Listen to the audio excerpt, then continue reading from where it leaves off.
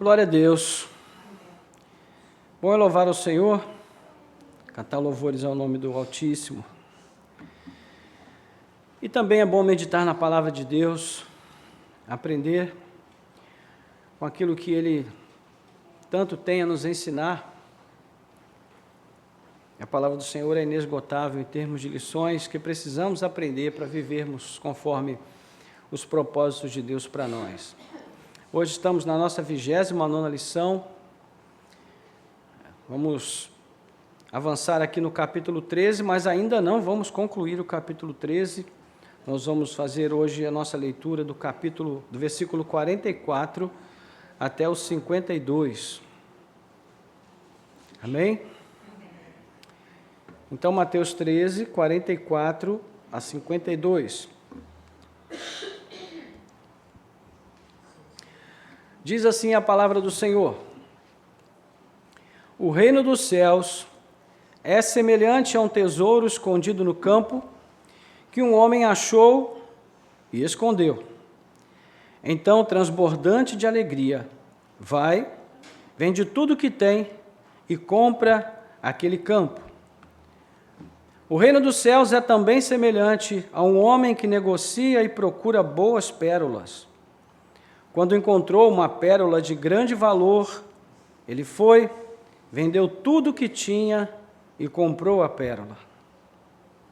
O reino dos céus é ainda semelhante a uma rede que foi lançada ao mar e apanhou peixes de toda espécie. E quando já estava cheia, os pescadores a arrastaram para a praia e, assentados, escolheram os bons para os cestos e jogaram fora os ruins. Assim será no fim dos tempos. Os anjos sairão, separarão os maus dentre os justos e os lançarão na fornalha acesa. Ali haverá choro e ranger de dentes. Então Jesus lhes perguntou: Vocês entenderam todas estas coisas? E eles responderam: Sim. Então Jesus lhes disse: Por isso, todo escriba instruído no reino dos céus é semelhante a um pai de família que tira do seu depósito coisas novas e coisas velhas. Amém. Amém. Vamos orar. Nosso Deus e Pai, graças te damos pela leitura da Tua palavra, Senhor. Meu Deus, a simples leitura da Tua palavra já nos abençoa grandemente. Obrigado porque o Senhor nos tem dado mais uma vez o privilégio de estarmos aqui, Senhor, com toda a liberdade, para lermos a Tua palavra em nossa língua materna, compreendermos o que ela diz e ainda refletirmos sobre as implicações de tudo isso para as nossas vidas. Nós te damos graças por esse santo privilégio e pedimos que o Senhor nos ajude, ó Deus, a dar valor a esta oportunidade que o Senhor nos tem concedido mais uma vez. Obrigado, meu Deus. Ajuda-nos, ensina-nos no caminho que devemos andar. Nós oramos em nome de Jesus. Amém.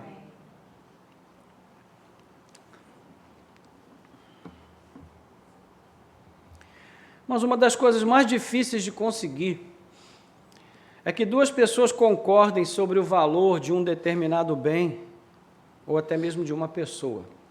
É difícil conseguir isso, né? E essa dificuldade ocorre porque a disposição de atribuir valor às coisas ou às pessoas é algo muito pessoal, muito pessoal. Isso quer dizer que quando eu atribuo valor a uma coisa ou a alguém, eu farei isso com base na importância que aquela coisa ou aquele alguém tem para mim, particularmente. Isso a gente percebe desde que somos pequenos ou desde que nós observamos o comportamento das nossas crianças, dos nossos filhos. Às vezes eles se apegam a umas coisas que a gente não vê nenhuma graça, né? Às vezes a gente dá um brinquedo caro para o filho, para a criança, e aí a criança gosta mais da caixa do que do brinquedo. É uma coisa estranha isso? Quer dizer, nós não atribuímos valor à caixa, mas a criança atribui.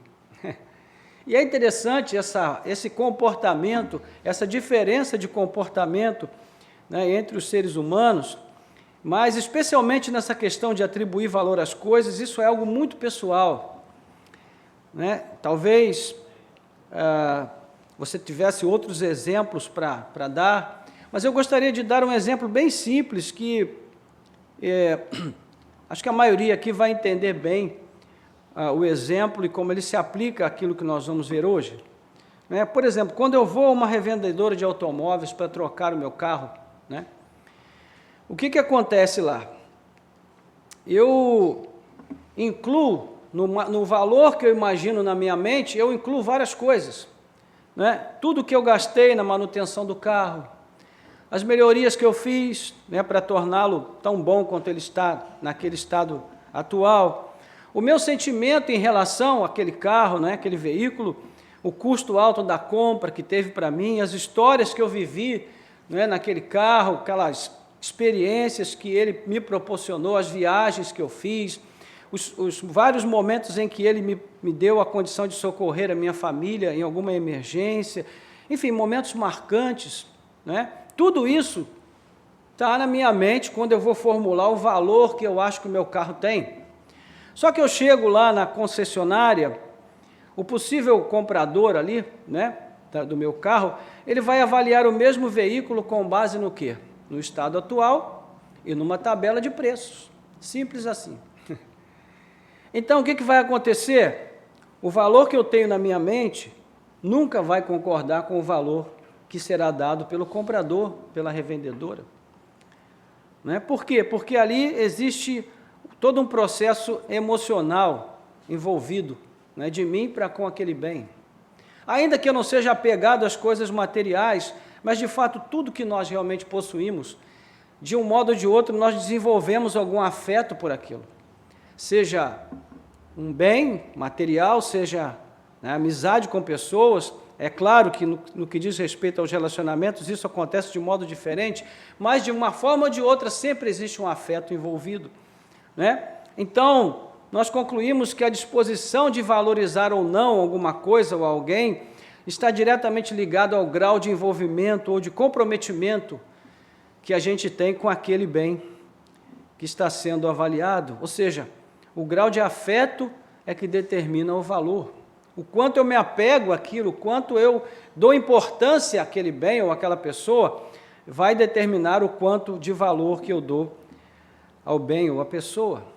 Mas afinal, o que toda essa conversa sobre valores, sobre atribuir valor às coisas tem com a nossa palavra de hoje? Bom, tem tudo a ver, irmãos, porque a porção de Mateus que nós vamos examinar, ela fala justamente sobre a importância vital que existe na vida do cristão de atribuir o devido valor ao reino de Deus.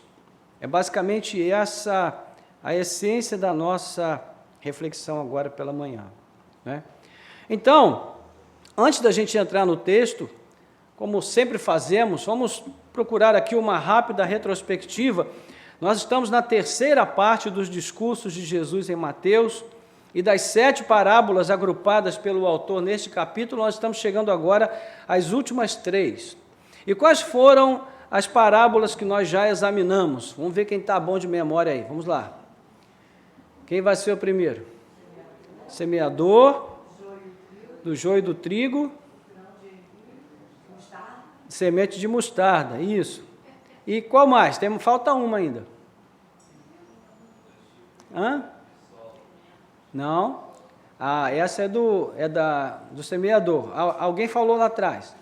Do fermento, isso. Então, as 4 que nós já examinamos. E o que é que nós aprendemos? Basicamente, nós aprendemos 2 coisas. Primeiro, que é preciso ter ouvidos para ouvir o que Jesus diz. E é Deus quem nos dá essa audição, é Ele quem desobstrui o nosso ouvido para que nós possamos ouvir a Cristo, ouvir o que Ele diz, ouvir no sentido de entender e de acolher o que Ele diz, né?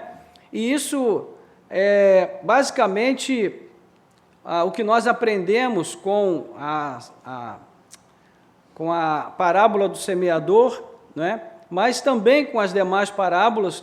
Aquele que crê e faz, né, o que Deus o capacita a fazer à medida em que ele ouve a Cristo, aquele que acolhe a palavra de Cristo no íntimo e com isso acaba se tornando uma pessoa frutífera no reino de Deus, essa pessoa é aquela que de fato melhor aproveitou, né, a oportunidade que teve, e isso é o que nós aprendemos com a parábola do semeador, né? Mas também aprendemos com as demais parábolas que embora o reino, esse reino que agora é invisível, embora ele sofra com o crescimento do falso junto do verdadeiro, embora ele sofra da limitação aparente de um crescimento tímido num primeiro momento, o que nós aprendemos é que ele prevalecerá contra todas as adversidades, pois é Cristo quem fundamenta este reino, quem sustenta este reino, portanto ele é um reino inabalável. Louvado seja Deus. Pois bem, de forma resumida, esse é o caminho que nos trouxe até aqui, né? De acordo com Mateus, a essa altura Jesus já não vai mais falar à multidão, e sim somente aos seus discípulos mais íntimos, né? No verso 36 aí do capítulo 13, o texto nos informa, versículo 36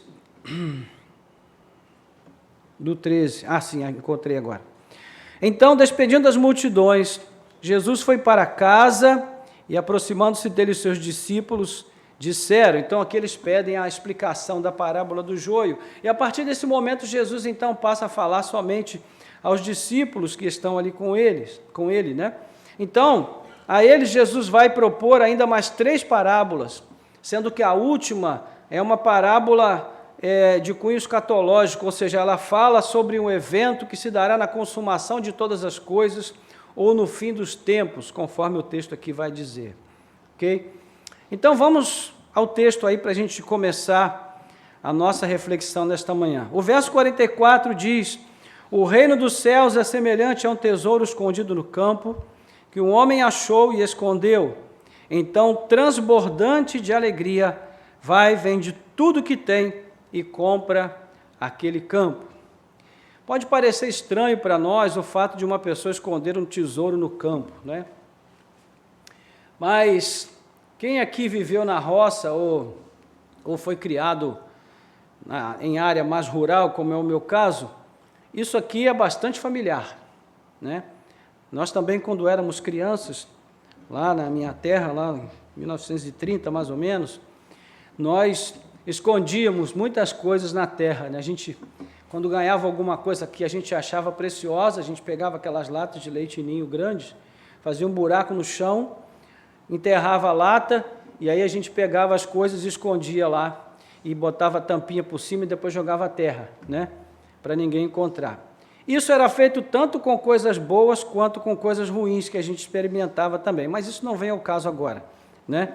Então, naquela época não havia banco, né? Na época do texto que nós estamos considerando, há mais de 2000 anos atrás, não havia bancos, instituições financeiras confiáveis, em que as pessoas pudessem confiar os seus bens, as suas riquezas, não é? Então, também elas não podiam deixar dentro de casa, porque as casas eram muito vulneráveis ao ataque de ladrões e tudo mais, e por isso era comum que os donos de grandes riquezas depositassem os seus tesouros em caixas e enterrassem em um local considerado seguro, não é? A gente sabe que até hoje existem arqueólogos, né, pesquisas nesse sentido, escavações para todo lado, e vira e mexe eles encontram algum tesouro escondido na terra, ou seja, era uma prática muito comum daquela época. E foi esse o caso da parábola contada aqui, né? O proprietário de um campo, que é descrito por Jesus, ele desconhecia que naquele campo havia um tesouro enterrado. Então, um arrendatário, alguém que arrendou uma parte daquele campo, ou quem sabe até um empregado que ele tinha, estava cavando lá em uma determinada área do campo e encontrou algo surpreendente, um tesouro. Então, o que ele faz? Ele esconde o tesouro novamente e sai para procurar recursos para comprar o campo, para que ele pudesse ficar com o tesouro.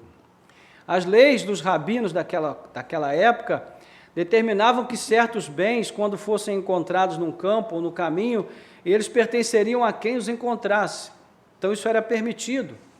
né, a menos que o local onde o tesouro fosse encontrado, o bem fosse encontrado, pertencesse a alguém. E é exatamente isso que acontece aqui no nosso texto. Então, o homem que encontrou o tesouro, ele sai e age de forma muito ardilosa, né? Ele vai, enterra o tesouro, e aí vai lá e vende todas as coisas que ele tem, suas propriedades, os seus bens que ele já possuía, porque ele entendeu que aquele tesouro era maior do que tudo aquilo que ele possuía. Era um tesouro mais valioso do que tudo que ele tinha, e ele volta com o que foi arrecadado com a venda dos seus bens e compra o campo para poder ficar com o tesouro. É claro que haveria questões éticas a serem consideradas aqui, não é? Poxa, mas o certo não seria ele ter chamado o dono da propriedade. Mas isso, irmãos, em termos de parábolas, não é o caso, porque as parábolas são apenas ilustrações, elas não são fatos concretos, são histórias, são comparações, né? São analogias que são apresentadas para ilustrar uma determinada lição. Então não é o caso aqui. O objetivo da ilustração é auxiliar o ensino a respeito do reino de Deus, e os detalhes não são tão determinantes assim. Então, o que é que ensina a parábola sobre o reino dos céus, ou o reino de Deus? Bom, primeiro, ela ensina que o reino dos céus é como um tesouro a ser encontrado. Então, na verdade, o verbo grego traduzido aqui como achar, ou encontrar, seria melhor traduzido como descobrir, né? O que nos leva ao segundo ponto. O tal homem, ele não cavou ali deliberadamente, porque ele sabia que havia um tesouro. Ele fazia um trabalho qualquer, né? E o andamento do texto revela que ele descobriu por acaso, sem intenção deliberada. Ou seja, o reino dos céus será muitas vezes encontrado pelos que não o estão buscando, né? O que nos faz lembrar das palavras dos profetas, especialmente Isaías, quando no capítulo 65, versículo 1, segunda parte, ele diz: eu fui achado por aqueles que não me buscavam. É um texto que o apóstolo Paulo interpreta como se referindo à revelação do Senhor aos gentios, né? Em Romanos 10, versículo 20, ele vai citar essa passagem de Isaías para justificar que Deus também tinha planos de se revelar aos gentios desde o passado, ou seja, eu fui encontrado pelos que não me buscavam. Então, não podemos afirmar que Jesus tinha em mente essa passagem do Antigo Testamento, mas não se pode negar que há uma estreita relação, né, da parábola com as palavras do profeta. Mas a ênfase, irmãos, da ilustração recai sobre a parte final da parábola, quando aquele que estava cavando ao descobrir o tesouro, ele foi tomado de entusiasmo e passou a empreender todos os esforços. Vendendo tudo que tinha para adquirir o campo, ele veio e adquiriu aquele campo com o único fim de tomar posse do tesouro descoberto. Nós podemos dizer que o homem deu valor ao tesouro, como já falamos, acima de tudo que ele tinha, né? Não foi qualquer valor. Na verdade, ele julgou que tudo aquilo que ele possuía não chegava nem de longe aos pés do que ele havia encontrado em termos de valor, né? Aquilo era mais importante do que qualquer posse que ele pudesse ter tido antes. Então, concluindo aqui, a que dedução lógica Jesus queria levar os seus ouvintes, ou os seus discípulos em primeiro lugar, e depois os leitores do Evangelho de Mateus, com essa ilustração sobre o reino de Deus? Bom, agora a gente já tem condição de entender, né? Jesus quer mostrar que uma vez que alguém é alcançado pela revelação do reino de Deus, o que se espera desse alguém é que ele venda tudo o que ele tem para entrar no reino. Para entrar no reino vale a pena qualquer sacrifício. Essa é a essência da mensagem dessa primeira parábola. Que é interessante, que é como se o tesouro tivesse se revelado ao homem, né? E ele não estava procurando, aconteceu. Assim como nós também, quando fomos encontrados por Cristo, a maioria de nós aqui não estávamos procurando Cristo. Foi Ele que nos procurou, foi Ele que nos achou, e quando Ele nos achou, Ele nos deu a oportunidade de entrarmos no reino. Mas quando ele fez isso, o que ele esperou de nós? Uma atitude de vender o que tínhamos, ou seja, de considerar o reino de Deus algo pelo qual valia o sacrifício, de abandonar todas as convicções do passado, tudo aquilo que nós acreditávamos ser importante, caro e valoroso para nós, colocarmos o reino de Cristo acima de todas as coisas. Amém?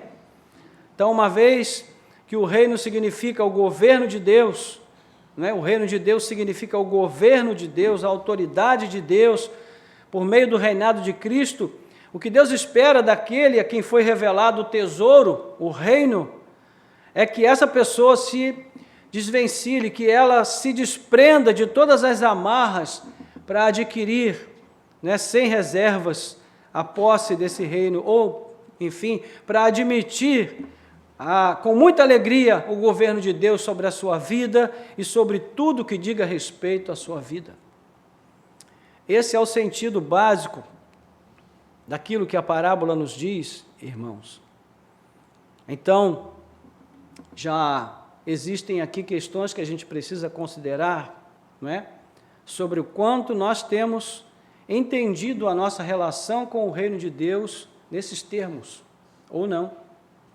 Sobre o quanto nós temos compreendido o valor, o tamanho do reino de Deus no nosso coração, se é grande ou pequeno, se ele é tudo para nós ou não, ou se existem outras coisas que estão além, acima do valor do reino nas nossas vidas, não é? Isso também é o que vai constar na parábola a seguir, que é bem semelhante à anterior, mas ela tem uma pequena diferença que se torna muito importante.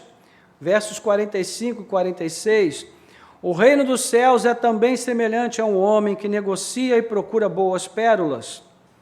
Quando encontrou uma pérola de grande valor, ele foi, vendeu tudo o que tinha e comprou a pérola. Também uma parábola pequenininha, né? Mas não se engane, porque ela tem muito a dizer. Agora, Jesus fala de um comerciante de pérolas. Ele não tem problemas em encontrar pérolas, mas sim em encontrar boas pérolas. É isso que o texto vai dizer, né? Ele procura boas pérolas. O texto fala de um tempo quando não havia pérolas artificiais. Hoje existem, né? Pérolas artificiais, mas naquela época não. Ou era pérola ou não era. Não havia nenhum trabalho nesse sentido, né, de criar exemplares ou de criar peças semelhantes àquela que era original. Né? Isso é comum hoje, mas não naquela época. Então, os negociantes de joias procuravam pérolas que tivessem perfeição, né? O tamanho certo, a forma correta, o peso correto, o brilho correto, tudo tinha que estar em perfeita harmonia, e era difícil encontrar uma pérola assim. Por isso os negociantes procuravam, se esmeravam, se empenhavam tanto em encontrar essas pérolas, para que eles pudessem comprar e revender, né, num valor ainda bem mais alto, porque eles tinham a noção do custo, do preço, e eles atribuíam grande valor àquela pérola perfeita. Então a diferença para o homem da parábola anterior é que esse negociante procura por algo de grande valor, enquanto o outro não. Então ele acaba encontrando não uma boa pérola, mas uma ótima de grande valor. E quem é que determina que a pérola é ótima, que ela tem grande valor? Quem é que atribui alto valor àquela pérola? O próprio negociante. A pessoa que vendeu a pérola para ele, certamente não atribuiu a ela tanto valor quanto ele atribuiu, né? Assim como na parábola anterior. Então, logo ele encontra essa joia, ele vai, vende tudo que possui, volta e compra a preciosa pérola. Então, do mesmo modo, irmãos, com esta ilustração, Jesus quer induzir os seus ouvintes à seguinte conclusão: a pérola de grande valor é o reino de Deus. E embora possa haver muitas coisas, né, de grande valor nesta vida, muitas pérolas de grande valor nesta vida, somente o reino de Deus tem valor real. E por quê? porque o reino é eterno, portanto, ele tem valor permanente. E nada nesta vida se compara em valor ao reino de Deus e de Cristo, porque tudo mais vai ficar aqui, os tesouros, as riquezas, as pérolas, tudo vai ficar aqui. Mas o reino de Deus, o ingresso no reino de Deus, é a certeza de que aquele que vive no reino, também viverá no reino glorioso de nosso Senhor Jesus Cristo.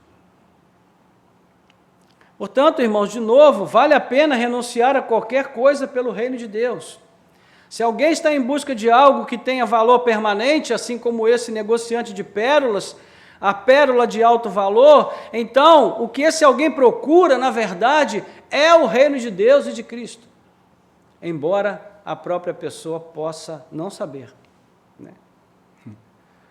O que nós procurávamos quando finalmente nós fomos encontrados por Cristo? Nós procurávamos por tudo, menos por Cristo.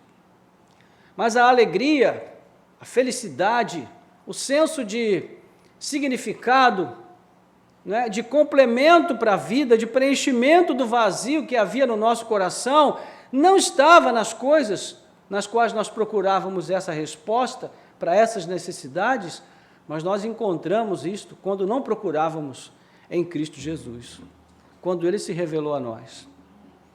Amém, irmãos?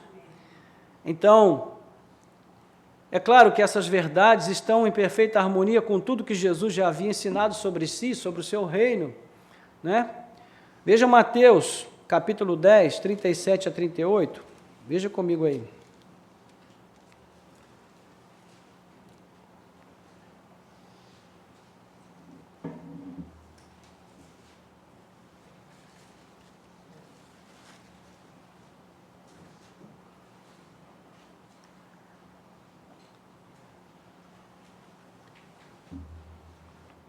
O que é que diz o texto?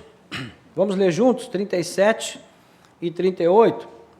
Quem ama seu pai ou a sua mãe mais do que a mim, não é digno de mim.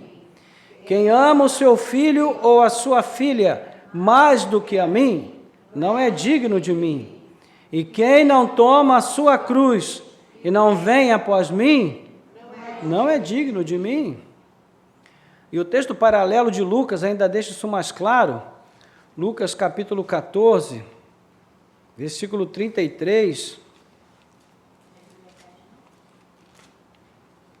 Lucas 14, versículo 33.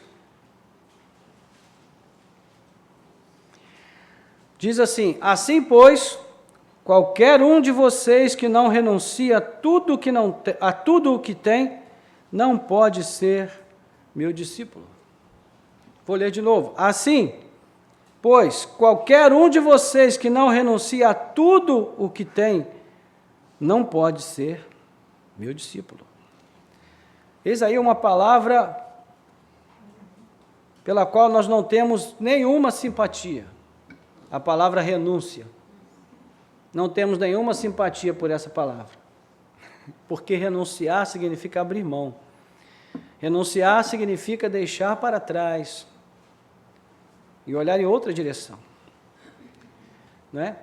Então Jesus já havia ensinado isso várias vezes, só que com essas ilustrações, esses ensinos sobre o reino de Deus, esses princípios, eles se tornam ainda mais vívidos na mente dos ouvintes e leitores de Jesus.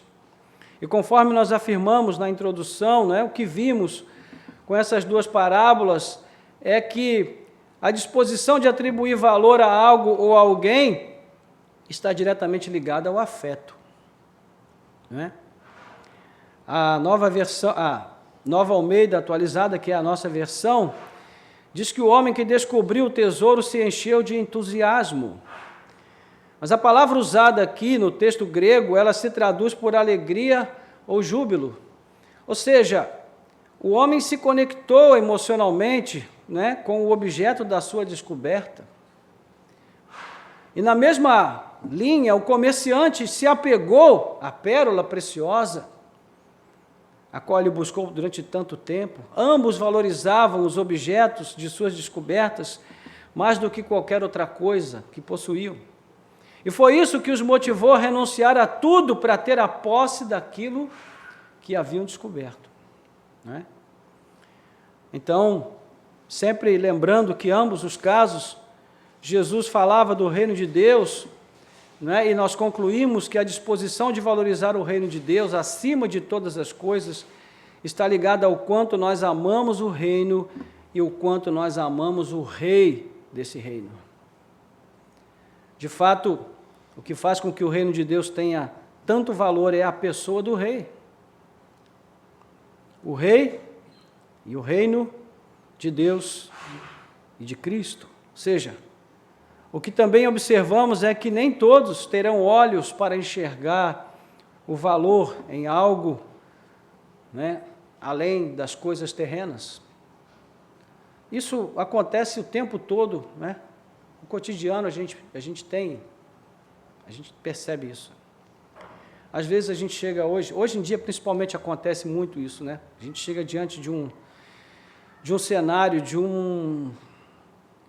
uma visão tão bonita de um campo, ou de uma floresta, ou de algo semelhante, e aí a gente vai compartilhar com outra pessoa que está com a gente, aí a pessoa não está nem aí para aquelas coisas. A pessoa está assim, que horas que é o almoço, hein? Que horas que a gente vai voltar? Isso acontece, por quê? Porque essa questão é pessoal, irmãos. É pessoal. Há muitos nesse mundo que atribuem valor ao reino de Deus, mas há outros tantos que não dão a mínima para ele. É preciso ter olhos para ver.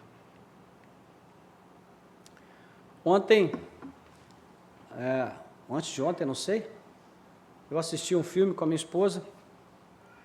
Aliás, até recomendo para quem quiser, não sei se alguém aqui já assistiu, o nome do filme é Em Defesa de Cristo. Alguém já assistiu esse filme? Em Defesa de Cristo, né? Nós assistimos no Prime, na Amazon. É um filme muito interessante que conta a história de um dos pastores da Willow Creek, uma das igrejas mais florescentes dos Estados Unidos, tem milhares de membros, mas era bem no iniciozinho, lá na década de 80. Eu não vou contar tudo para não estragar, para não dar spoiler aqui do filme, para quem quiser assistir, né? Mas, basicamente, ele conta a história da conversão desse pastor, né? E ele, antes de se converter, era um homem totalmente avesso, contrário a qualquer ideia que pudesse sugerir a existência de algo que não fosse aqui, coisas que a gente pode ver, tocar, medir, ter uma experiência imediata, mas o Senhor fez uma obra grandiosa na vida dele, e ele foi transformado. Então, quem é que nos dá olhos para enxergar o valor do reino? É o próprio Deus, é o próprio Senhor do reino. Não é por isso que Paulo ora, escrevendo a carta a Éfeso, a igreja de Éfeso, ele diz, eu oro, eu clamo ao Senhor para que Ele abra os olhos do entendimento de vocês, para que vocês enxerguem além do que a aparência mostra, além do que as coisas mostram para nós, porque existe algo que é muito mais real e concreto, uma realidade que é absolutamente verdadeira e eterna, mas que os olhos físicos não podem ver. Então, nas duas parábolas, nós temos exemplos de homens que enxergaram e agarraram o que outros não puderam ver. A oportunidade. A oportunidade. Então, esse mesmo senso de urgência, irmãos, de prontidão, deve estar presente no coração de todos aqueles que tiverem a oportunidade de ouvir o chamado do reino para entrar nele, não é? E nós chegamos aos versos 47 a 50, que vão mostrar os desdobramentos eternos dessas escolhas que precisam ser feitas em virtude das descobertas, né, que são trazidas aqui como ilustrações do reino de Deus. Versículos 47 a 50. O reino dos céus é ainda semelhante a uma rede que foi lançada ao mar e apanhou peixes de toda espécie. E quando já estava cheia, os pescadores a arrastaram para a praia e, assentados, escolheram os bons para os cestos e jogaram fora os ruins. Assim será no fim dos tempos. Os anjos sairão, separarão os maus dentre os justos e os lançarão na fornalha acesa. Ali haverá choro e ranger de dentes. Então, para entender bem o que está sendo dito aqui, a gente precisa fracionar um pouquinho esse texto, né? Essa parábola tem grande semelhança com outra que nós já estudamos, que é a do joio e do trigo. Aqui também fala de dois grupos, né? Fala de uma separação que vai haver, fala de dois destinos eternos diferentes, né? Agora, há uma grande diferença entre elas, porque aquela parábola do joio e do trigo, ela foi proposta para reforçar a certeza de que mesmo quando Satanás planta falsos súditos no reino, né, isto não impedirá o reino de Deus de crescer. Não impedirá. Enquanto essa parábola, ela tem o objetivo de fazer um alerta. E que alerta seria este? Que a avaliação de todos os homens no fim dos tempos será feita de acordo com a avaliação que eles fizeram do reino de Deus. Ou seja, quem terá valor no final dos tempos? Quem será tratado como justo no final dos tempos? Aqueles que deram valor ao reino de Deus. Aqueles que valorizaram o reino de Deus acima de todas as coisas. Estes serão aqueles que também serão valorizados por Deus. Ou seja, existe uma contrapartida, né? A narrativa está perfeitamente ajustada à prática dos pescadores da época. Normalmente, eles estendiam uma grande rede que era esticada entre dois barcos, né? Por dois barcos, e depois era solta no mar. E haviam pesos que eram fixados nas extremidades dessa rede, e à medida em que ela ia descendo, também ela ia se fechando gradativamente até o leito, né? E quando chegava lá, ela já havia capturado grande quantidade de peixes. E num bom dia, os pescadores puxavam a rede abarrotada de peixes para dentro dos barcos. Mas nem todos os peixes são comestíveis, nós sabemos disso, né? Havia uma variedade grande de peixes no mar da Galileia, considerável, e por isso, ao chegar à praia, de volta com o barco, a rede era levada para lá com os peixes, né? E então eles separavam os comestíveis dos não comestíveis, ou seja, os peixes bons e os peixes maus. E os peixes que não prestavam, eles jogavam de volta, ou jogavam fora simplesmente. Já sabemos que os peixes são as pessoas que entram no reino, né? E pelo que é dito por Jesus, assim como a rede é lançada e apanha todo tipo de peixes, também entram no reino todo tipo de pessoas. Agora, pela própria experiência, nós sabemos que nem todos os que vivem em um determinado reino se sujeitam à autoridade do seu governante. Ou seja, nem todos são verdadeiros súditos, porque a palavra súdito se refere exatamente a alguém que se sujeita, que se submete a uma autoridade. Né? Nós não temos ideia, nem de longe passa pela nossa cabeça o que é viver num reino onde o governante é justo, porque a gente nunca teve isso daqui, né? Nunca tivemos essa experiência. Desde sempre os nossos governantes não são confiáveis, lamentavelmente. Mas imaginemos um reino onde o governante fosse um homem justo, agisse com justiça, com retidão.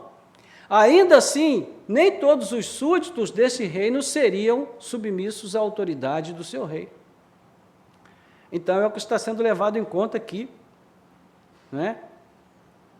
Com o passar do tempo, ainda que essas pessoas tenham, num primeiro momento, dado uma resposta positiva para entrarem no reino e fazer parte dele, com o passar do tempo, essas pessoas não permanecem no seu propósito inicial e se tornam rebeldes. Passam a rejeitar o governo de Cristo, ainda que elas continuem aparentemente vivendo no reino. E o que isso quer dizer? Bom, que nós seremos julgados de acordo com a resposta que dermos ao chamado para pertencer ao reino de Deus. Quem são os verdadeiros súditos? Será que eles têm um rótulo? E os falsos súditos? Não sabemos, irmãos, só Deus sabe. É por isso que quem fará a separação são os anjos, não nós. Assim como o joio e o trigo. Não somos nós que arrancamos, ou plantamos, ou separamos, não. Quem faz isso é o próprio Deus. Só Deus sabe. Por isso, no fim dos tempos, os anjos virão para separar o joio do trigo, os peixes bons dos maus, os justos dos ímpios, que mesmo sendo ímpios, ainda assim, estão no reino de alguma forma. E de acordo com a Bíblia, só existem 2 reinos neste mundo que realmente devem ser levados em conta. Um deles é o que Paulo chama de império das trevas, conforme a versão da Almeida Revista e Atualizada. Colossenses 1,13, onde ele diz que o Senhor nos libertou do império das trevas e nos chamou para o reino do Filho do seu amor. Ou seja, nós saímos de um reino de opressão, de morte, para um reino de vida, paz e alegria na presença do Senhor. E a palavra que é usada em Colossenses é a mesma utilizada em Efésios 2,2, onde Paulo fala do príncipe das potestades do ar, ou seja, de Satanás. E ele diz que esse príncipe é aquele sob o governo, sob a autoridade, do qual vivem as pessoas que estão longe de Cristo. Então não se trata de um reino soberano, mas de uma autoridade concedida ou consentida por Deus para influenciar o sistema deste mundo. Veja a experiência de Jó, O diabo se apresenta e diz, ele é assim porque o Senhor dá tudo a ele, E Deus diz, então, eu permito, vá lá, toca, tira, só não tira a vida.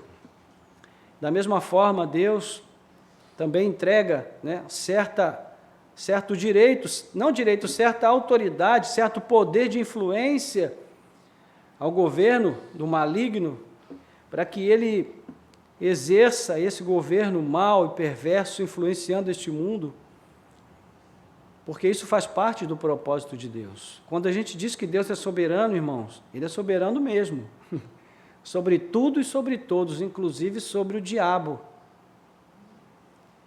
Agora, o outro reino é um reino soberano, espiritual, que Jesus inaugurou com a sua primeira vinda e o qual Ele também vai consumar e tornar visível com a sua segunda vinda. Então, só existem esses 2 reinos, na verdade. Não existe outro. Todos os reinos deste mundo são fictícios e eles passarão. O julgamento proposto na parábola vai ser determinado pelo tipo de escolha que nós fizemos durante a nossa vida terrena entre esses 2 reinos. A qual deles nós nos submetemos? E não adianta tentar dar uma de isentão, e dizer, não, eu prefiro não escolher nenhum, eu vou ficar aqui na minha, não me envolvo com nada, então não vou ser castigado porque eu não escolhi. Não, isso aqui não tem isso não. Aqui só tem 2 coisas a fazer. Jesus disse isso claramente, ele disse, olha, quem não é por mim, é contra mim. Quem comigo não ajunta, espalha. Então, não existe essa coisa, por uma razão bem simples, irmãos. O reino de Deus, ele foi inaugurado neste mundo com um fim muito claro, estabelecido, justamente de mostrar quem é de Deus e quem não é. Então, quem não escolher o segundo reino, o reino de Deus, que na verdade é o primeiro, é o único e verdadeiro, automaticamente vai escolher o primeiro que nós citamos, que é o império das trevas, e vai se sujeitar a ele. Não existe terceira via. Isso é conversa. Então, entre as várias pesquisas de opinião que já foram feitas nas últimas décadas nos Estados Unidos, houve sim uma revelação surpreendente. Apenas 69% dos americanos disseram que acreditam que existe inferno e que haverá uma punição no final para aqueles que forem injustos e que não estiverem em Cristo. 69% acreditam que há um lugar permanente de tormento para os injustos. Veja, isso significa que 31% da população não acreditava no inferno. E olha que já faz tempo que essa pesquisa foi feita. Será que hoje talvez a gente chegasse ali na casa de 50 e 50? Provavelmente. Muita gente não acredita que exista inferno. Muita gente não acredita nem que há vida após a morte. Mas veja, o fato de uma pessoa não acreditar no tormento eterno não quer dizer que ele não exista. Ele existe. Não é? Será que o homem já foi à Lua? Há muita gente que acredita que sim, outros acreditam que não. Há razões para essa dúvida? Sim, porque as pessoas que alegam que isso é verdadeiro são pessoas sujeitas a mentir, a enganar, a iludir. Mas a palavra de Deus não engana, não mente, não ilude. E se ela diz que existe inferno, é porque existe inferno. Se ela diz que existe um tormento eterno para aqueles que fizerem a escolha errada, é porque existe esse lugar de tormento. Né? No livro Grande Abismo, de C.S. Lewis, ele faz uma afirmação muito interessante, muito verdadeira. Ele diz que no mundo só existem dois tipos de pessoas. Aquelas que dizem a Deus, seja feita a tua vontade, e aquelas a quem Deus diz, seja feita a sua vontade. E Paulo fala sobre isso, né? No primeiro capítulo da carta aos Romanos, ele diz, olha, estes que vivem essa vida degradante, deliberadamente, né? Vivem essa vida de promiscuidade, Deus os entregou à sua própria vontade, ao seu próprio querer. É por isso que eu digo aqui, irmãos, que a pior coisa que Deus pode fazer conosco é nos entregar a nós mesmos, porque o resto a gente faz. A gente se estraga, a gente desgraça a nossa própria vida, a gente se condena, a gente se detona, para usar uma palavra mais atual, né? Então, existem pessoas que realmente se entregaram ao Senhor e existem aquelas que o Senhor as entregou a si mesmas, dizendo de outra maneira. São os rebeldes funcionais, ou seja, continuam vivendo no reino como verdadeiros súditos, mas são governados apenas pelo seu próprio ego, pela sua própria vaidade. Mas no fim tudo será revelado definitivamente, e não haverá dúvidas em relação a qualquer uma dessas coisas. E chegamos ao final, aqui nos versos 51 e 52, que diz assim, então Jesus perguntou, vocês entenderam todas essas coisas? E eles responderam, sim. Então Jesus lhes disse, por isso todo escriba, instruído no reino dos céus, é semelhante a um pai de família que tira do seu depósito coisas novas, coisas velhas.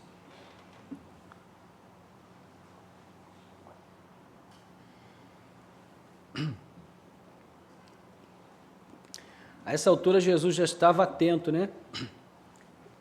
Claro que é uma figura de linguagem, porque Jesus está sempre atento, mas a essa altura ele já estava atento. E depois que os discípulos viviam pedindo a ele a explicação da parábola, ele falou, agora vocês entenderam? E eles disseram sim. É provável que eles não tenham entendido, mas eles já estavam meio constrangidos também, creio eu, de toda hora perguntar, Senhor, explica-nos, explica-nos, explica-nos. E agora então eles disseram, sim, Senhor, entendemos.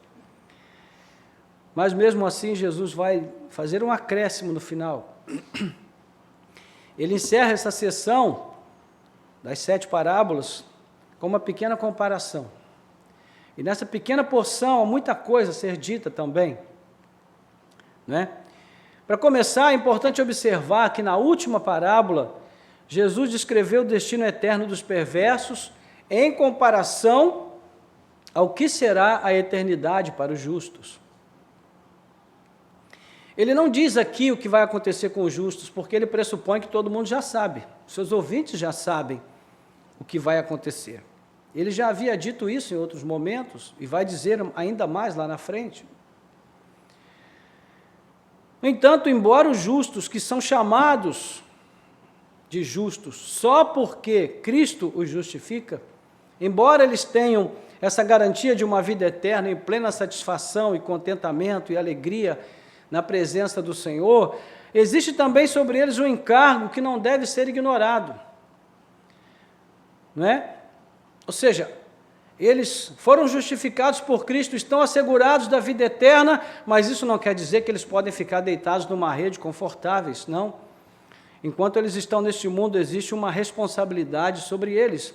E que responsabilidade seria essa? Que obrigação, que encargo? A obrigação de compartilhar as boas novas do reino de Deus.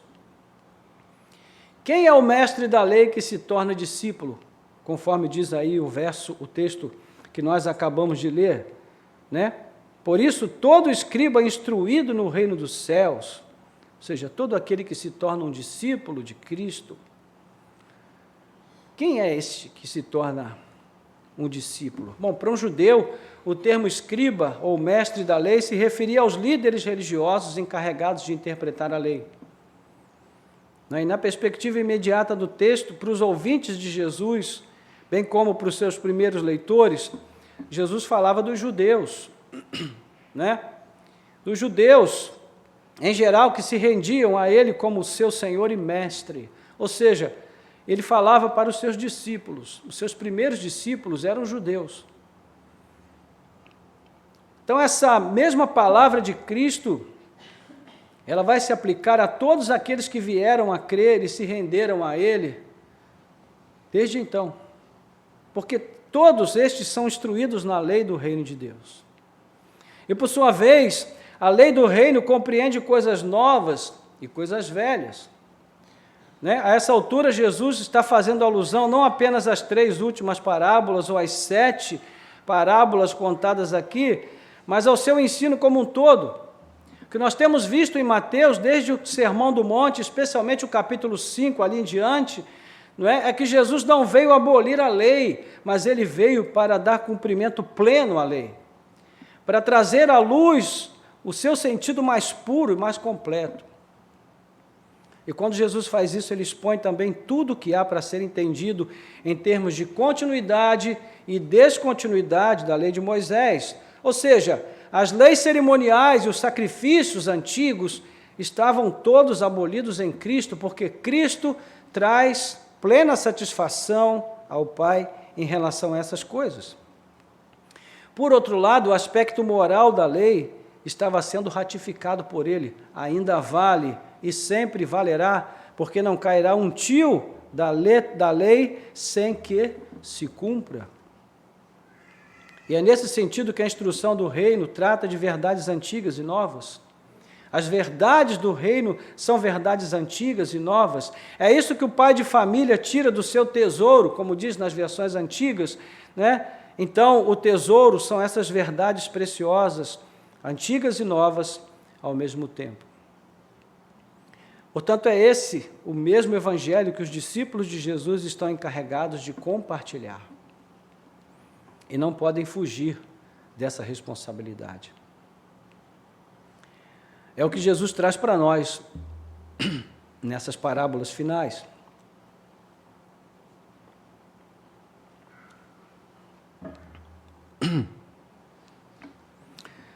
Bem, irmãos, quando Cristo veio ao mundo, ele veio com uma missão muito específica. Ele veio deliberadamente para entregar a sua vida por nós.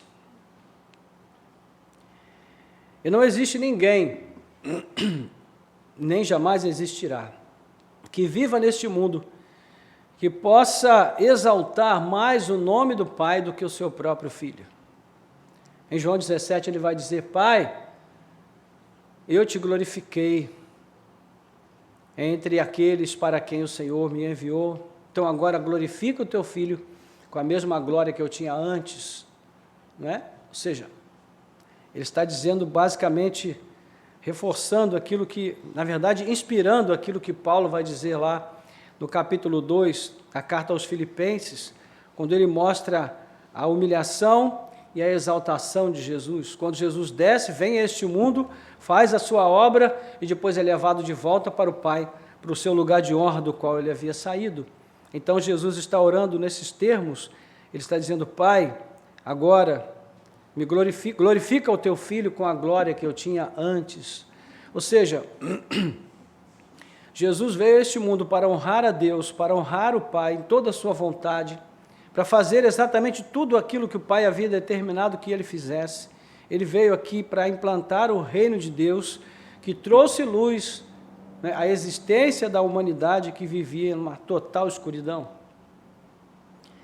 Agora, como é que nós vamos responder a isso?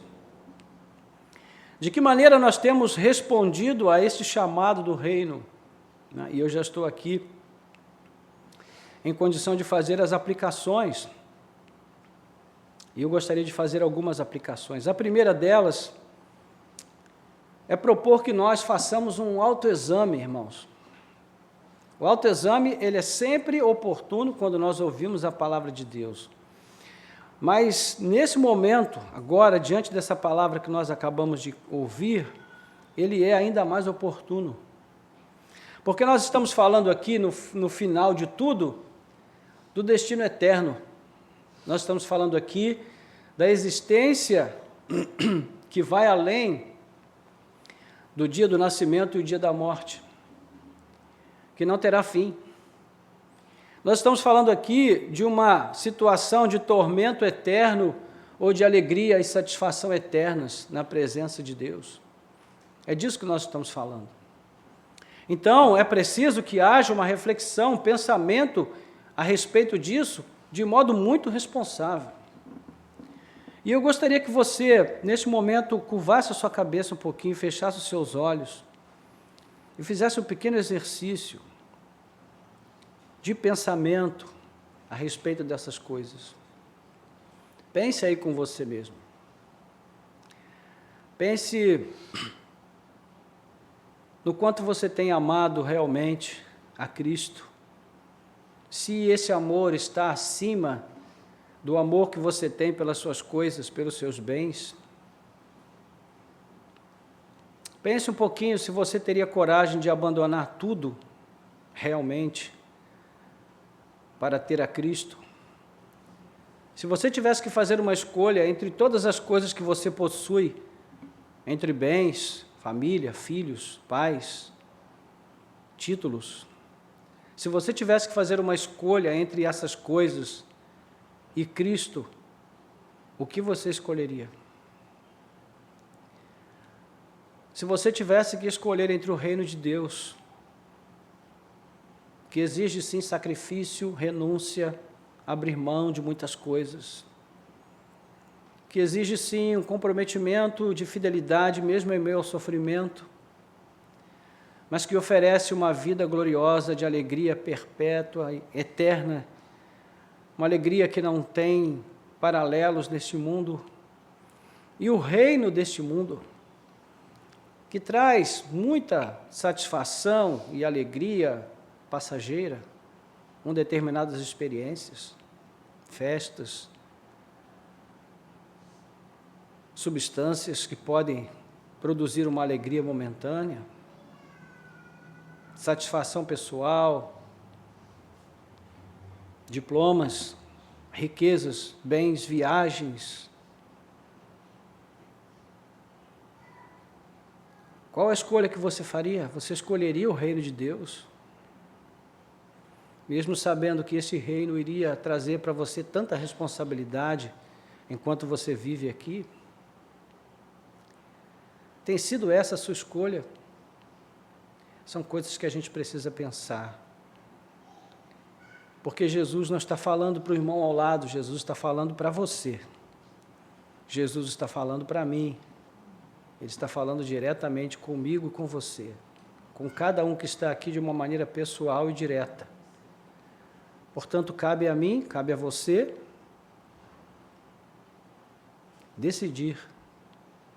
assumir uma posição honesta.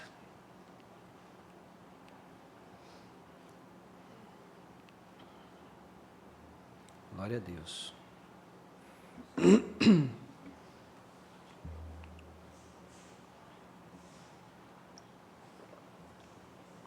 O segundo ponto que eu quero abordar é que, com base na sua resposta, eu também convido você a fazer uma pequena oração. Se a sua resposta foi sim, eu estou pronto a abrir mão de tudo pelo reino, então eu gostaria que você orasse ao Senhor e pedisse a Ele forças, coragem, para permanecer firme na sua decisão.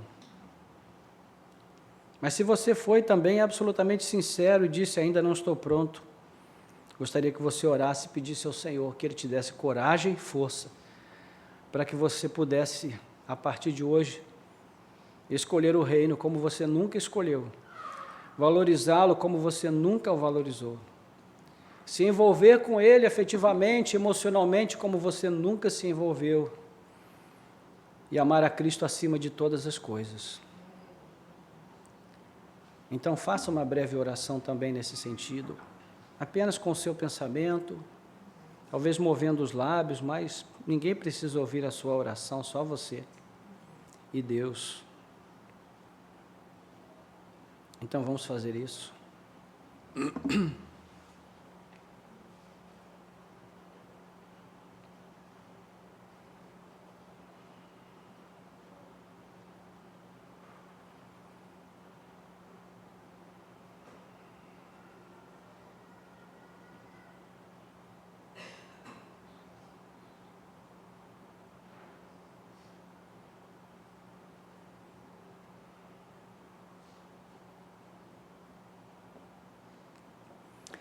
Glória a Deus.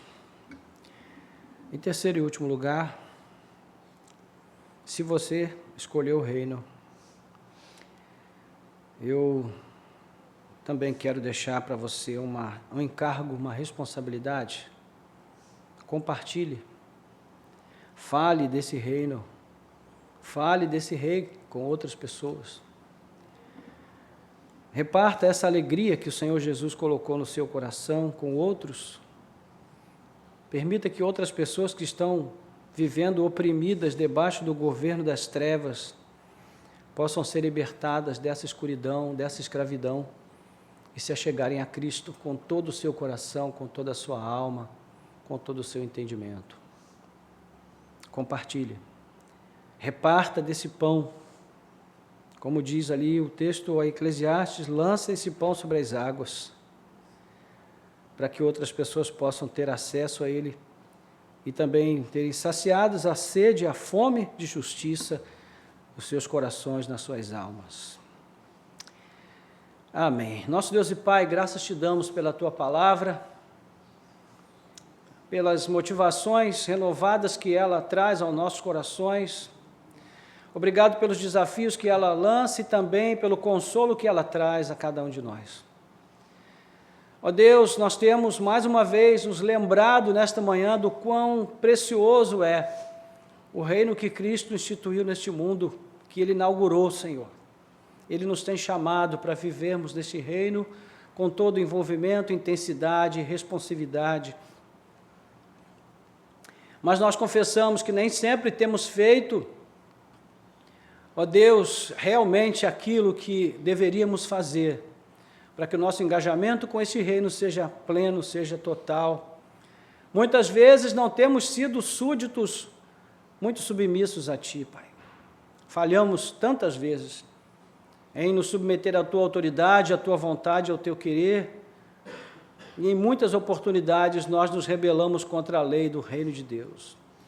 Pedimos perdão pelos nossos pecados, pedimos que o Senhor nos fortaleça, que o Senhor nos ajude de tal maneira, Senhor, que nós possamos ter esse envolvimento afetivo, esse envolvimento de amor contigo, Senhor, acima de todas as coisas, que nós não amemos nada ou ninguém acima e além do Senhor.